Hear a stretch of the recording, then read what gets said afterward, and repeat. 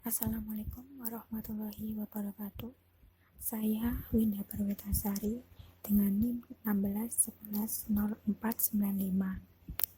Di sini saya akan menjelaskan tentang macam-macam algoritma penjadwalan.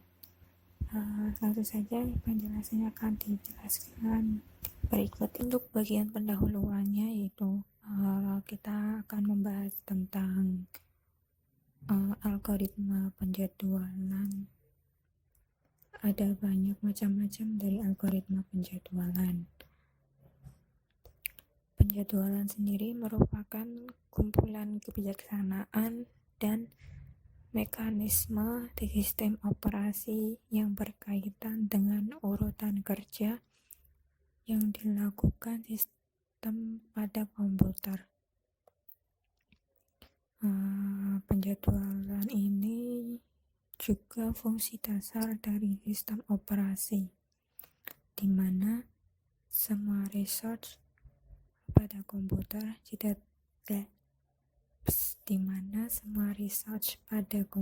dijadwalkan sebelum dapat digunakan.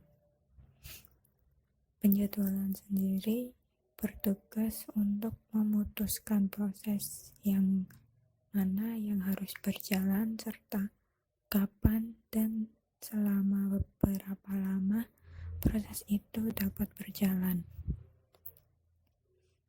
Lalu ada pengertian dari penjadwalan CPU, yaitu penjadwalan CPU itu dapat diartikan sebagai pemilihan proses dari ready queue untuk dapat dieksekusi.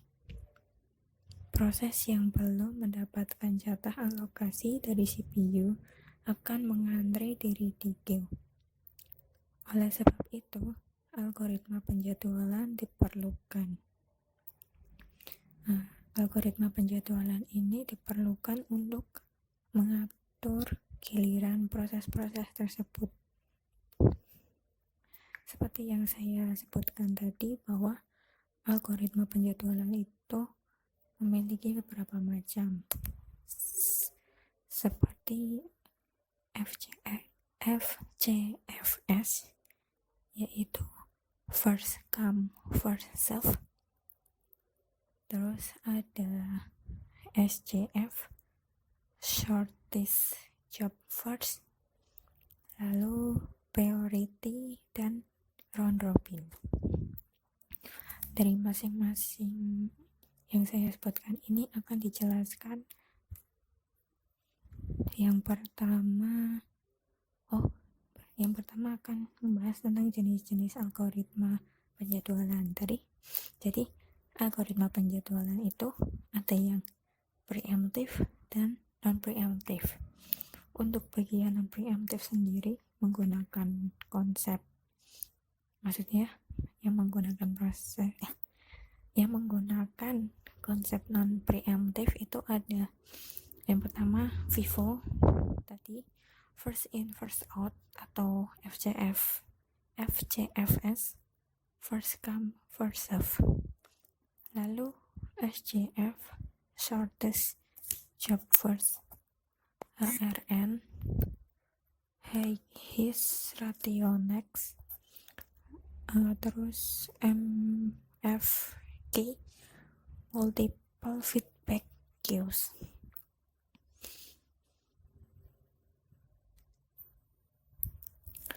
Lalu untuk bagian preemptif ini yang menggunakan konsep preemptif ada RR atau sering disebut round robin, ada SRF, shortest remaining first, atau PSJF yang mana preemptif, shortest job first. Lalu ada PS, bukan PlayStation ya, jadi PS ini priority scheduling. Lalu ada GS, guaranteed scheduling.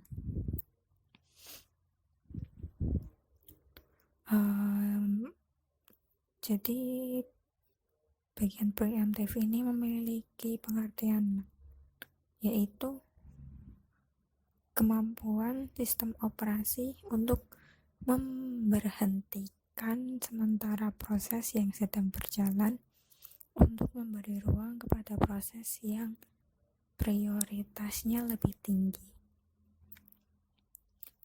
Penjadwalan pada preemptive ini memungkinkan sistem untuk lebih bisa menjamin bahwa setiap proses mendapat sebuah slice waktu operasi, dan juga membuat sistem lebih cepat merespon terhadap event dari luar.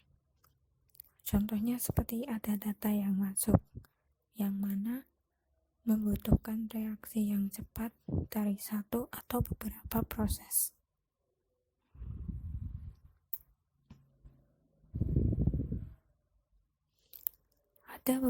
Ada beberapa istilah yang sering muncul, ya misalnya proses, yaitu urutan proses yang akan dilakukan,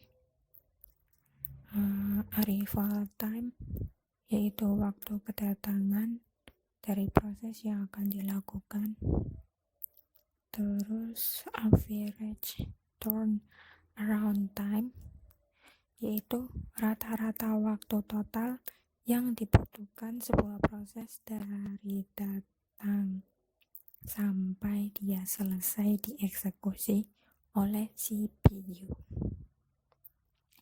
Ada juga burst time, yaitu waktu yang dibutuhkan untuk mengeksekusi sebuah proses.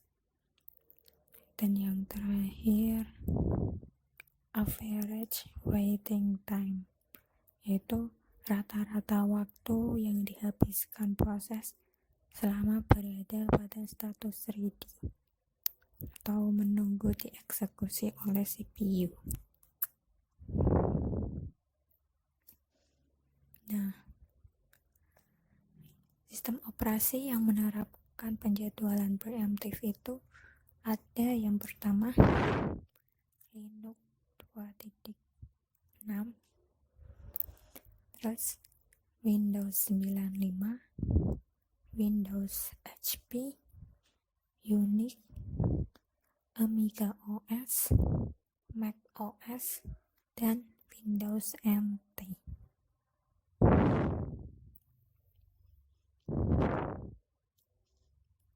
Preemptive ini juga memiliki kelebihan dan kelemahan. Yang pertama akan dibahas yaitu tentang kelebihan atau keuntungan dalam penjadwalan preemptive, di mana sistem lebih responsif daripada sistem yang memakai penjadwalan non-preemptive. Lalu kelemahannya sendiri, preemptive ini mempunyai overhead lebih besar dibanding SJF. PSJF perlu penyimpanan waktu layanan yang telah dihabiskan job dan kadang-kadang harus menangani peralihan. Bisa juga di banyak proses-proses kecil akan segera dijalankan. Terus job lebih lama berarti dengan lama dan variasi waktu tunggu lebih lama dibandingkan pada SJF. Lalu untuk bagian SRF ini perlu menyimpan waktu layanan yang telah dihabiskan, menambah overhead. Nah, secara teorisnya PSJF memberi waktu tunggu minimum, tetapi karena overhead peralihan, maka pada situasi tertentu SFJ bisa memberi kinerja lebih baik dibanding PSJF.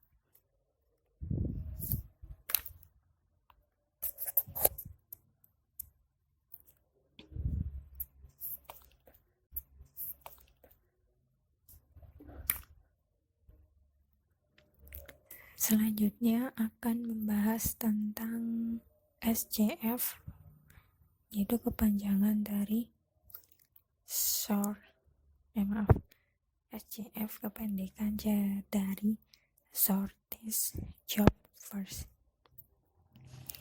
di mana Shortest Job First ini merupakan proses penjadwalan yang ada di Redikio dan akan dieksekusi berdasarkan burst time terkecil.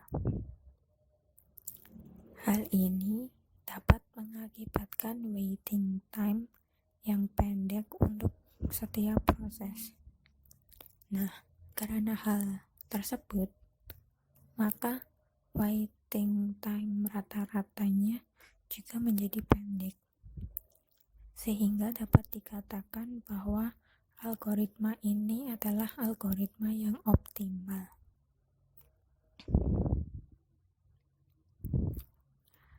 SJF ini juga memiliki sifat, tadi sebenarnya sudah disebutkan sih, yang mana yang pertama non-preemptive dan preemptive.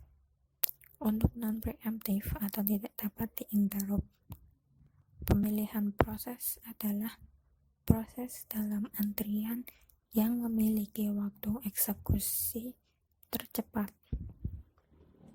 di mana CPU tidak memperbolehkan proses yang ada di Redikio untuk menggeser proses yang sedang dieksekusi oleh CPU, meskipun proses yang baru tersebut mempunyai burst time yang lebih kecil. Lalu untuk preemptive sendiri atau dapat diinterupsi, proses yang dipilih adalah proses yang memiliki waktu sisa eksekusi terkecil. Teknik ini juga dikenal dengan nama shortest remaining time first.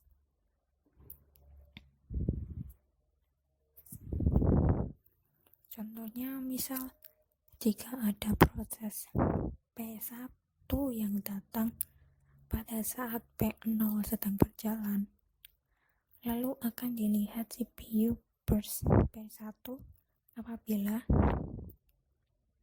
preemptive jika CPU burst P1 lebih kecil dari sisa waktu yang dibutuhkan oleh P0, maka CPU ganti dialokasikan untuk P1. Untuk preemptive terjadi apabila dia akan menetapkan atau menyelesaikan dia tetap menyelesaikan P0 sampai habis CPU burst-nya. Itu untuk non-preemptive.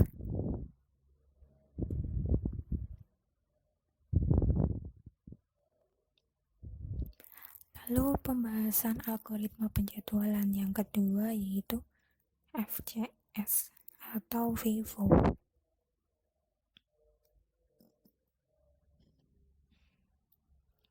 Algoritma ini bisa diartikan sebagai proses yang tiba lebih dahulu akan dilayani lebih dahulu. Seperti kepanjangannya yaitu first in, first out. Dengan menggunakan algoritma ini, setiap proses yang berada pada status ready dimasukkan ke dalam FIFO queue atau antrian dengan prinsip first in first out tadi. Sesuai dengan waktu kedatangannya, kalau ada proses tiba pada waktu yang sama, maka pelayanan mereka dilaksanakan melalui urutan mereka dalam antrian. Proses di antrian belakang harus menunggu sampai semua proses di depannya selesai. Setiap proses yang berada pada status ready dimasukkan ke dalam FCFS queue sesuai dengan waktu kedatangannya. Dan tentu saja algoritma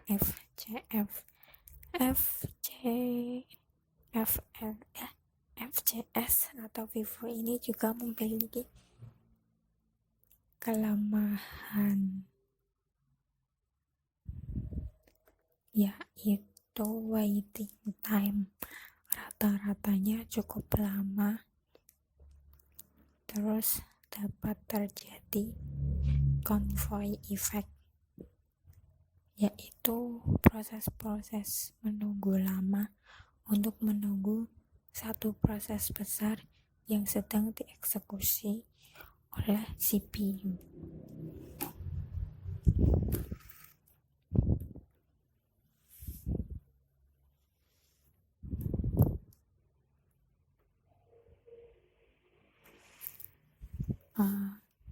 FIFO ini juga menerapkan konsep non-preemptive, yaitu setiap proses yang sedang dieksekusi oleh CPU tidak dapat diinterrupt oleh proses yang lain.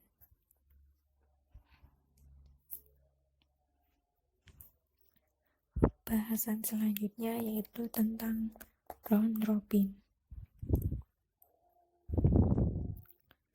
Saya tidak terlalu paham tentang konsep round robin. Jadi di sini round robin itu biasa disingkat dengan RR. Model penjadwalannya, yang pertama, penjadwalan preemptif bukan di-preempt oleh proses lain, tetapi terutama oleh penjadwalan berdasarkan lama waktu berjalannya proses. Yang kedua, penjadwalan tanpa prioritas. Semua proses dianggap penting dan diberi sejumlah waktu proses yang disebut kuantum atau time slice, di mana proses itu berjalan. Ketentuan algoritma round robin ini adalah sebagai berikut. Jika kuantum dan proses belum selesai, maka proses menjadi runnable dan pemroses dialihkan ke proses yang lain. Lalu jika kuantum belum habis dan proses menunggu suatu kejadian selesainya operasi input-output, maka proses menjadi blockade dan pemroses dialihkan ke proses lain.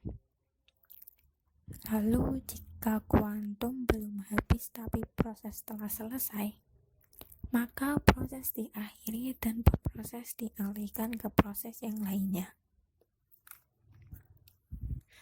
Algoritma penjadwalan round robin dapat diimplementasikan. Yang pertama yaitu mengelola serangkai proses rate sesuai urutan kedatangan. Yang kedua, mengambil proses yang berada di ujung depan antrian menjadi running. Yang ketiga, bila kuantum belum habis dan proses selesai, maka ambil proses di ujung depan antrian proses ready.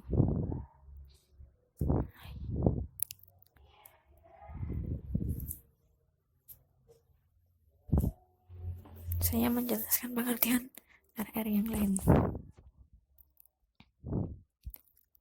Proses RR ini akan mendapat jatah sebesar time kuantum, seperti yang dijelaskan tadi. Algoritma ini sepenuhnya bergantung besarnya time kuantum. Jika terlalu besar, algoritma ini akan sama saja dengan algoritma first come first serve. Jika terlalu kecil, akan semakin banyak peralihan proses hingga banyak waktu yang terbuang. Permasalahan utama dari round robin adalah menentukan besarnya time kuantum.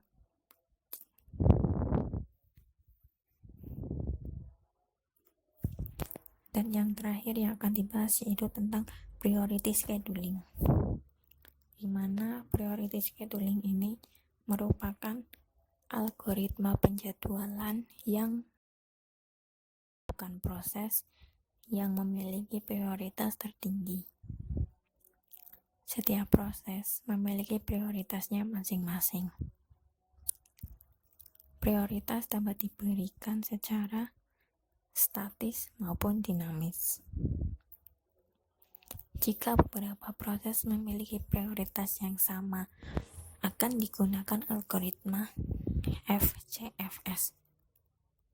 Prioritas meliputi yang pertama, waktu, yang kedua, memori yang dibutuhkan, yang ketiga, banyaknya file yang dibuka, dan yang keempat, perbandingan antara rata-rata input-output burst dengan rata-rata CPU burst. Lalu yang terakhir, tingkat kepentingan dari proses.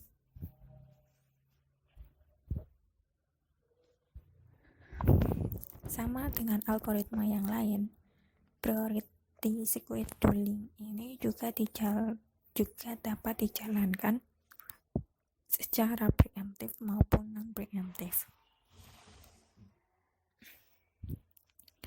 Pada preemptif, jika ada suatu proses yang baru datang memiliki prioritas yang lebih tinggi daripada proses yang sedang dijalankan, maka proses yang sedang berjalan tersebut dihentikan, lalu CPU dialihkan untuk proses yang baru datang tersebut.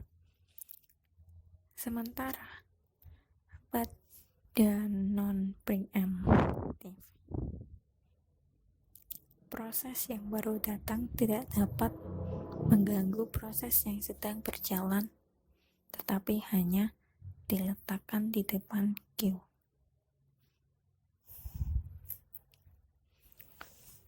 Keunggulan dari priority scheduling ini biasanya memenuhi kebijaksanaan yang ingin mencapai maksimasi suatu kriteria yang diterapkan.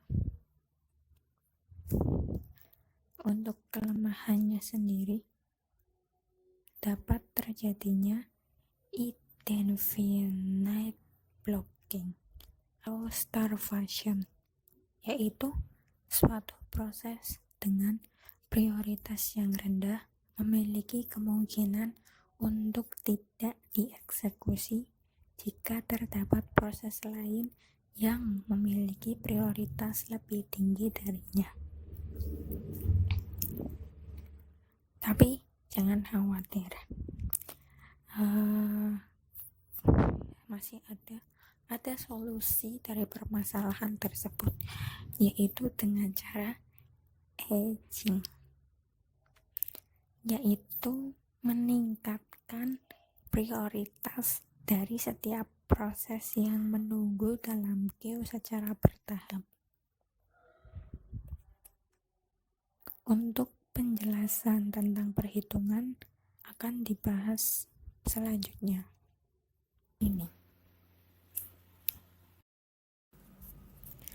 Pada bagian ini saya akan menjelaskan tentang cara perhitungan dari salah satu algoritma, yaitu FCFS, di mana kita misalkan ada 4 proses, yaitu P1,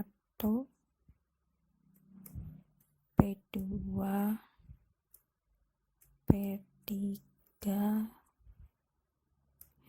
dan P4, di mana masing-masing dari proses ini memiliki arrival time, misalkan P1 0, P2 nya 4, terus P3 nya 2, dan P4 nya 3. Juga memiliki burst time dengan nilai masing-masing P1 yaitu 7, P2 5,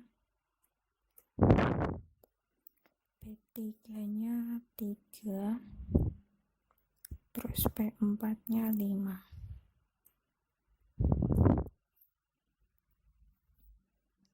Untuk sigma atau total PT kita tinggal tambahkan saja, menghasilkan nilai 20 dengan satuan meter per sekon. Lalu caranya pertama kita bikin Gantt chartnya. Ada 4, 1, 2, 3, dan 4.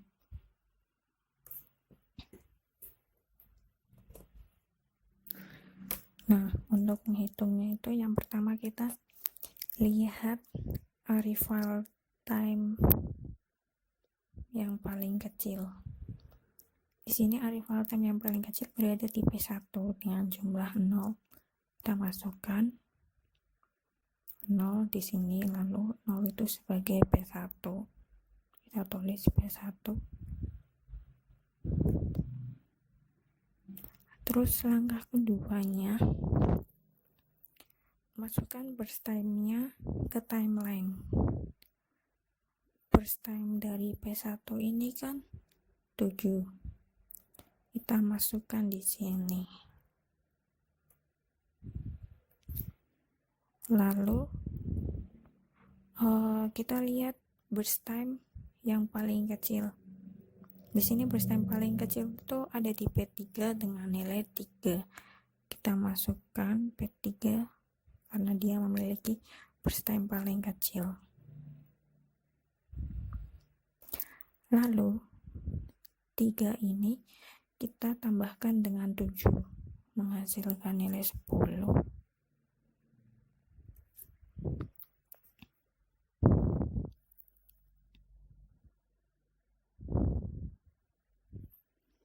Terus kita lihat lagi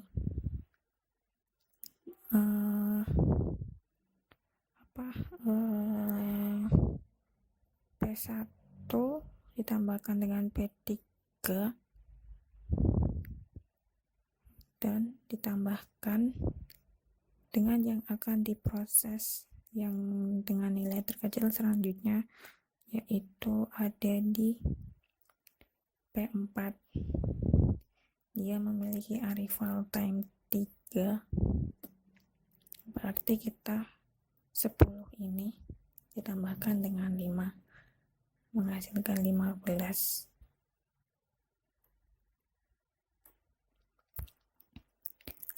Ini dia akan milik P4. P4-nya kita tulis di sini. Ya. Terus yang terkecil selanjutnya yaitu P2. Dia arrival time-nya bernilai 4. Kita masukkan saja langsung P2.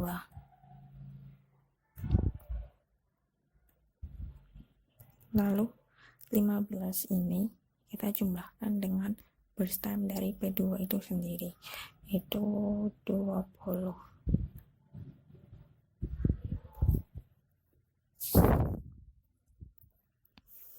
Nah, untuk menghitung waiting time-nya, kita menggunakan cara di mana tadi P1 itu menghasilkan nilai 0 milisecond. Jadi dia otomatis waiting time-nya itu 0. Lalu untuk P2 itu dia memiliki waiting time dengan 15 dikurangi arrival time-nya yaitu 4, maka menghasilkan nilai 11. Terus untuk P3 nya yaitu berapa ya, 10 salah, P3 nya 7 dikurangi arrival time dari P3 yaitu 2 sama dengan 4. Terus untuk P4 nya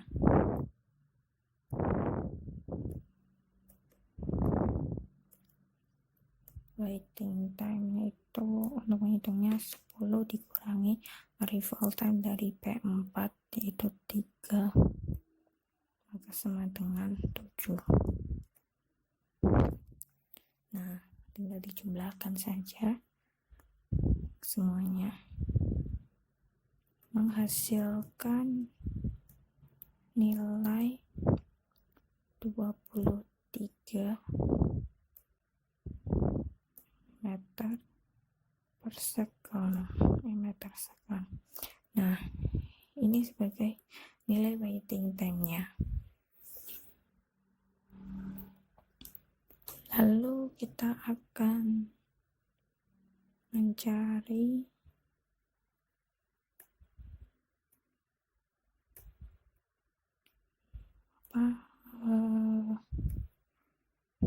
AWT atau arrival waiting time kalau nggak salah tuh. Rumusnya yaitu untuk menghitung AWT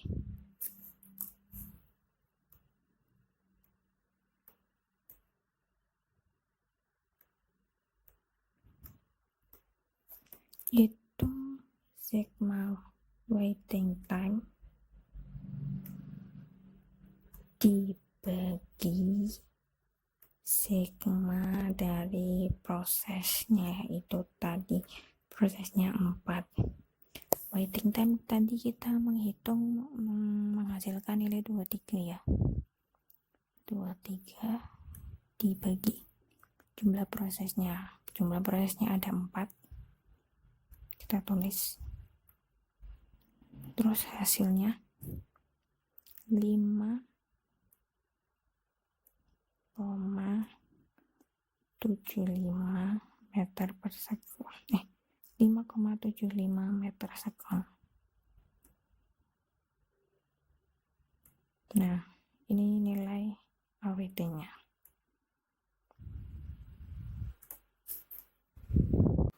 Lalu untuk perhitungan yang kedua yaitu tentang priority scheduling.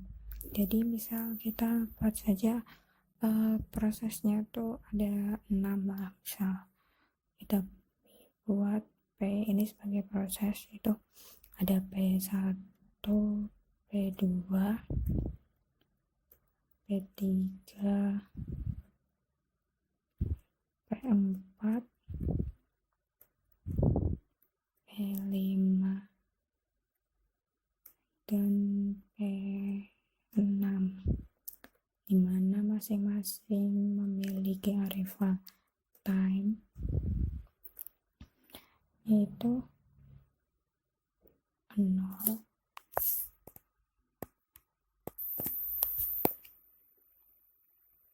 2, 3, 4, 5, dan 6.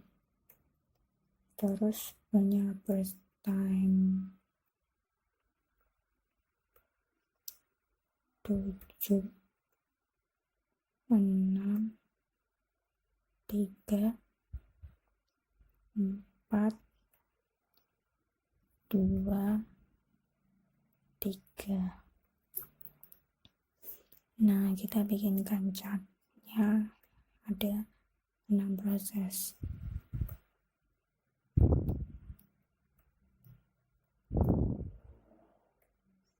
Kita langsung masukkan saja P1 dengan arrival time-nya 0. Kita masukkan 0 untuk P1. Terus kita cari yang nilai salah, P1 itu memiliki burst time 7. Kita masukkan dulu 7 di sini. Lalu kita cari nilai burst time terkecil. Nilai burst time terkecil tuh di sini ada 2 untuk P5. Berarti kita masukkan P5 di sini. P5. Nah, P5 tuh memiliki burst time 2. 2 ini kita tambahkan dengan burst time dari P1. Dari P1 tadi kan 7. Kita tambahkan 7 tambah 2, 9. Kita masukkan di sini 9. Nah, kita cari lagi burst time terkecil yang kedua, yaitu ada 3. Di sini 3 yang diprioritaskan terlebih dahulu, yaitu P3 karena dia memiliki arrival time lebih kecil daripada P6. Kita masukkan P3 di sini. P3 dengan burst time tadi 3 ini kita tambahkan dengan 9, yaitu 12. Nah, tadi kan ada 2, P3 dan P6. Sekarang kita masukkan yang P6. Tetap sama, burst time ini ditambahkan dengan ini, yaitu 15. Kita cari lagi yang terkecil. Ada 4. Ada proses P4 dengan arrival time-nya yaitu 4 dan burst time-nya 4. Kita masukkan P4. Burst time-nya ini ditambahkan dengan 15, menghasilkan 19. Dan yang terakhir, yang terbesar, yaitu P2, di mana dia burst time-nya 6 dan arrival time-nya 6. Arrival time-nya 2. Kita masukkan P2. Burst time ini ditambahkan dengan 19, menghasilkan nilai 25.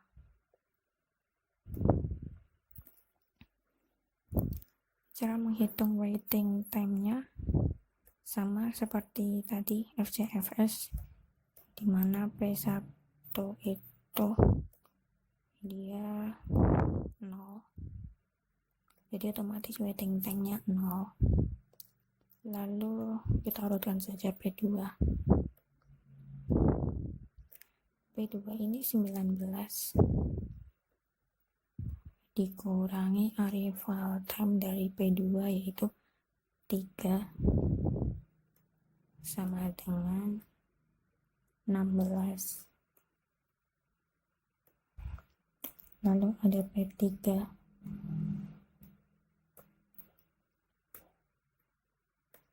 dengan nilai 9 dikurangi arrival time dari P3 itu 3 sama dengan 6. Lalu P4-nya 15 dikurangi arrival time dari P4 itu 4 sama dengan 11.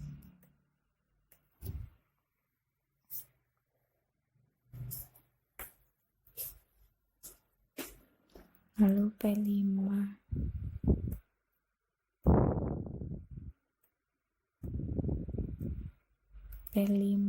nya 7 dikurangi dengan arrival time dari P5 yaitu 5, menghasilkan nilai 2.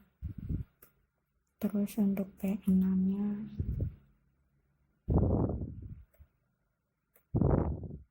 adalah 12 dikurangi arrival time dari P6 yaitu 6, menghasilkan 6. Dan untuk menghitung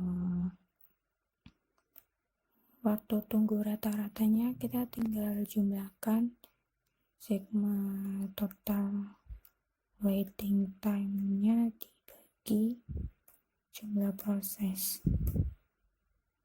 Hitung sendiri ya. Berapa? Tinggal dihitung saja, itu sudah menentukan hasil dari waktu tunggu rata-rata. Sekian presentasi yang saya sampaikan, semoga bermanfaat. Wassalamualaikum warahmatullahi wabarakatuh.